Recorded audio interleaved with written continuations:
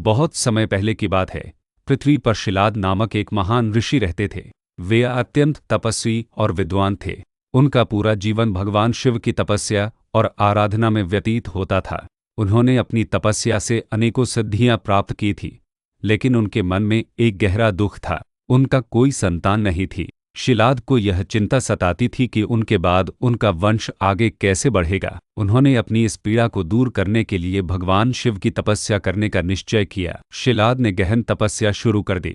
उन्होंने वर्षों तक भोजन और पानी का त्याग कर दिया और केवल शिव के नाम का जाप करते रहे। उनकी तपस्या की अग्नि इतनी प्रचंड थी कि उसकी ऊर्जा से पूरा ब्रह्मांड कांप उठा। उनकी तपस्या की गहराई ने सभी देवताओं को भी चकित कर दिया था। आखिरकार भगवान शिव, जो अपने भक्तों की पुकार तुरंत सुनते हैं, शिलाद की भक्ति से अत्यंत प्रसन्न हुए। वे एक तेज प्रकाश के रूप में शिलाद के सामने प्रकट हुए। शिव ने शांत स्वर में कहा, हे शिलाद, मैं तुम्हारी तपस्या से बहुत प्रसन्न हूँ। मैं तुम्हें वरदान देता हूँ कि मैं स्वयं तुम्हारे पुत्र के रूप में जन्म लूंगा।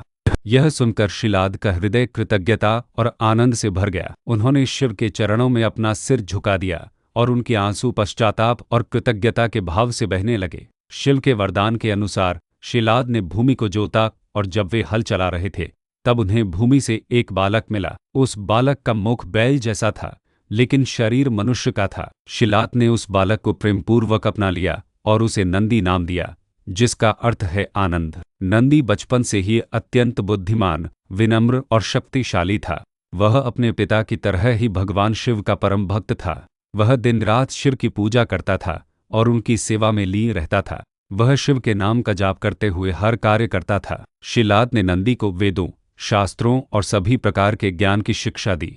नंदी ने यह सब ज्ञान बहुत ही कम समय में प्राप्त कर लिया और एक महान विद्वान बन गया। जब नंदी बड़ा हुआ तो दो महान ऋषि, मित्र और वरुण शिलाद के आश्रम में आए। उन्होंने नंदी की असाधारण भक्ति और ज्ञान को देखकर उसे आशीर्वाद दिया, लेकिन जब वे नंदी के भविष्य को जानने के लिए ध्यान में बैठे तो उन्होंने देखा कि नंदी की आयु बहुत कम थी।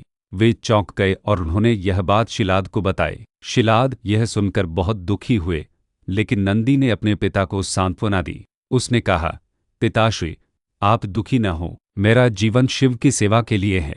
मैं अपनी मृत्यु से नहीं डरता, क्योंकि मेरे जीवन का एकमात्र लक्ष्य शिव की सेवा करना है। नंदी ने फिर से भगवान शिव की गहन तपस्या शुरू कर दी। इस बार उनकी तपस्या और भी अधिक तीव्र थी। उन्होंने अपने जीवन के हर क्षण को शिव को समर्पित कर दिया। उनकी भक्ति इतनी गहरी थी कि वह अपने शरीर और मन को पूरी तरह से भूल गए। उनकी तपस्या से कैलाश पर्वत भी कांप उठा। जब नंदी की तपस्या अपनी चरम सीमा पर पहुंची तो शिव फिर से प्रकट हुए। शिव ने नंदी से कहा, हे नंदी, मैं तुम्हारी अटूट भक्ति से अत्यंत प्रसन्न हूँ। तुम मृत्यु से नहीं डरते और तुम्हारी भक्ति में कोई स्वार्थ नहीं है। मैं तुम्हें अमरता का वरदान देता हूँ। शिव ने नंदी को अपने गले लगाया और उसे अमरता का वरदान दिया। शिव ने नंदी को अपने गणों में सर्वोच्च स्थान दिया और कहा कि आज से तुम मेरे वाहन बनोगे। नंदी ने शिव के वाहन बनने का सम्मान सहर्ष स्वीकार किया। नंदी अब केवल एक बैल नहीं रहा, बल्कि वह शिव के सबसे महत्वपूर्ण सेवक, उनके द्वारपाल और उनके वाहन बन गए। शिव ने नंदी को कैलाश पर्वत का द्वारपाल भी बना दिया,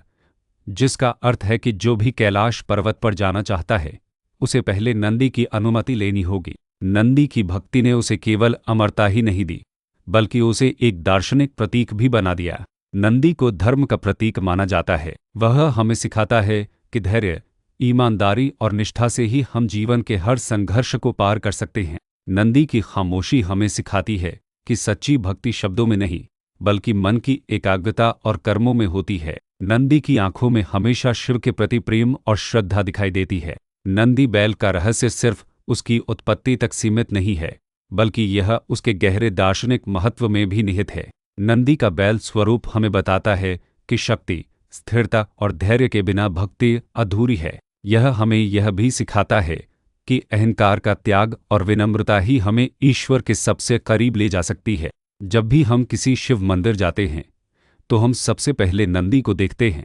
यह हमें याद दिलाता है कि शिव तक पहुंचने का मार्ग नंदी की भक्ति से होकर जाता है। यह कहानी हमें यह भी बताती है कि जीवन में सफलता पाने के लिए हमें किसी की नकल नहीं करनी चाहिए, बल्कि अपनी शक्तियों को पहचानना चाहिए और उनका उपयोग सही रास्ते पर करना चाहिए। नंदी ने अपनी अद्वितीय भक्ति से वह स्थान प्राप्त किया जो अन्य कोई नहीं कर सका। अगले एपिसोड में हम जानेंगे शिव के भस्म का रहस्य। यह कहानी हमें शिव के एक और अद्भुत स्वरूप को समझने में मदद करेगी।